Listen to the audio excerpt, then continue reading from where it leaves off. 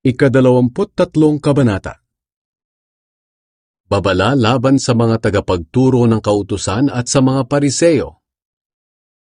Pagkatapos, nagsalita si Jesus sa mga tao at sa mga tagasunod niya. Sinabi niya, ang mga tagapagturo ng kautusan at ang mga Pariseo ang kinikilalang tagapagpaliwanag ng kautusan ni Moises. Kaya dapat ninyong pakinggan at sundin ang lahat ng itinuturo nila sa inyo. Pero huwag ninyong gayahin ang mga ginagawa nila, dahil hindi nila ginagawa ang mga itinuturo nila.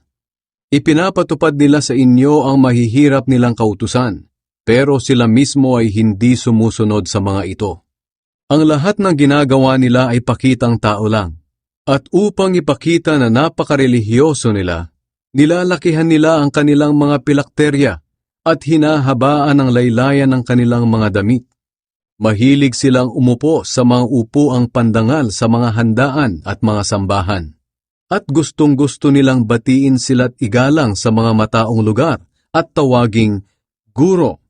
Ngunit huwag kayong magpatawag na guro, dahil lahat kayo'y magkakapatid at iisa lang ang inyong guro.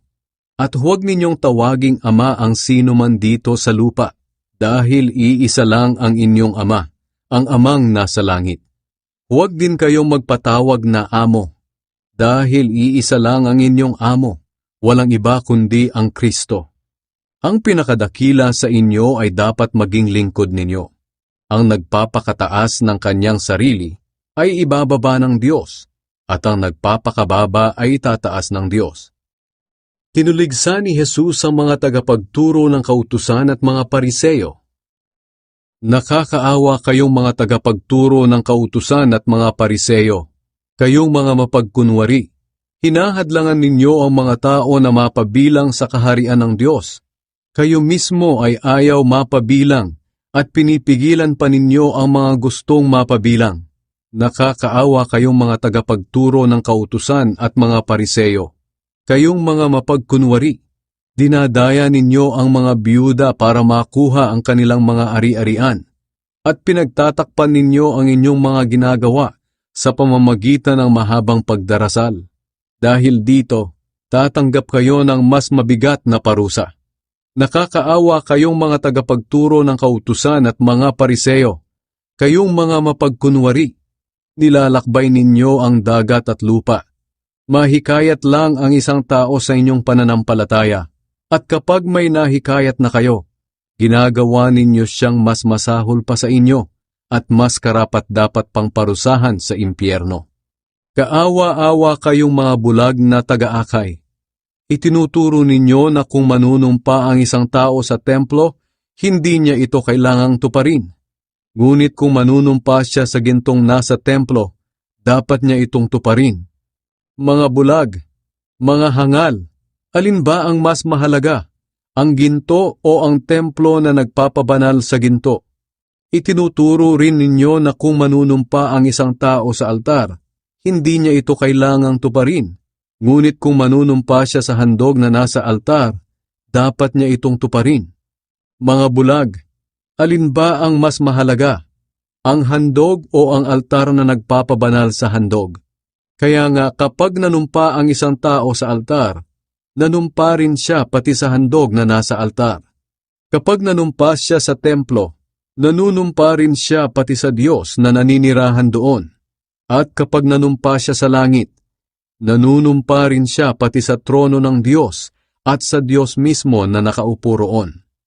Nakakaawa kayong mga tagapagturo ng kautusan at mga Pariseo, kayong mga mapagkunwari. Ibinibigay nga ninyo kahit ang ikapu ng inyong mga pampalasa.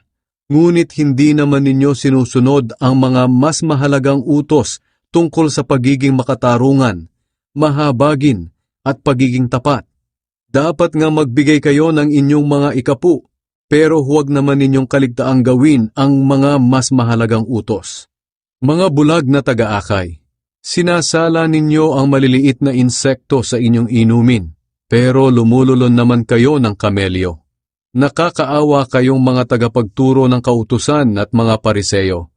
Kayong mga mapagkunwari, nililinis ninyo ang labas ng tasa at pinggan ayon sa inyong seremonya. Ngunit ang loob ng puso ninyo'y puno naman ng kasakiman at katakawan. Mga bulag na Pariseo, linisin muna ninyo ang loob ng tasa at baso, at magiging malinis din ang labas nito. Nakakaawa kayong mga tagapagturo ng kautusan at mga Pariseo, kayong mga mapagkunwari. Katulad kayo ng mga libingang pininturahan ng puti at magandang tingnan sa labas. Pero ang nasa loob ay puro kalansay at iba pang maruruming bagay. Ganyan-ganyan kayo. Dahil kung masdan kayo ng mga tao'y parang tama ang ginagawa ninyo, pero sa loob ninyo'y puno kayo ng pagkukunwari at kasalanan. Sinabi ni Jesus ang kanilang kaparusahan. Nakakaawa kayong mga tagapagturo ng kautusan at mga Pariseo, kayong mga mapagkunwari. Ipinapaayos ninyo ang mga libingan ng mga propeta at ng mga taong matuwid, at pinagaganda ninyo ang mga ito.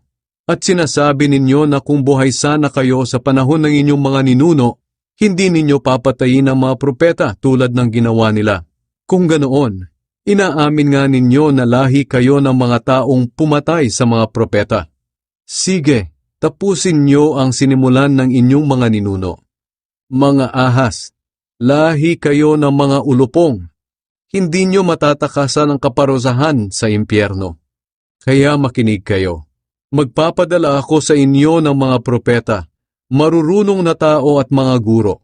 Papatayin ninyo ang ilan sa kanila, at ang iba'y ipapako sa krus. Ang iba'y hahagupitin ninyo sa inyong sambahan, at uusigin ninyo sila saang lugar man sila pumunta. Dahil dito, mananagot kayo sa pagpatay sa lahat ng taong matuwid, mula kay Abel hanggang kay Zacarias na anak ni Berekia, na pinatay ninyo sa pagitan ng templo at ng altar. Talagang kayong mga nabubuhay sa panahong ito ang mananagot sa lahat ng mga kasalanang ito. Kayong mga taga-Jerusalem, binabato ninyo at pinapatay ang mga propeta na sinugo ng Diyos sa inyo. Maraming beses ko na kayong gustong tipunin at alagaan, gaya ng isang inahing manok na nagtitipon at nagkakanlong ng kanyang mga sisiw sa ilalim ng kanyang mga pakpak. Pero ayaw ninyo. Kaya bahala na kayo sa sarili ninyo. Sapagkat hindi nyo na ako makikita hanggang sa dumating ang panahon na sabihin ninyo, pagpalain ang dumarating sa pangalan ng Panginoon.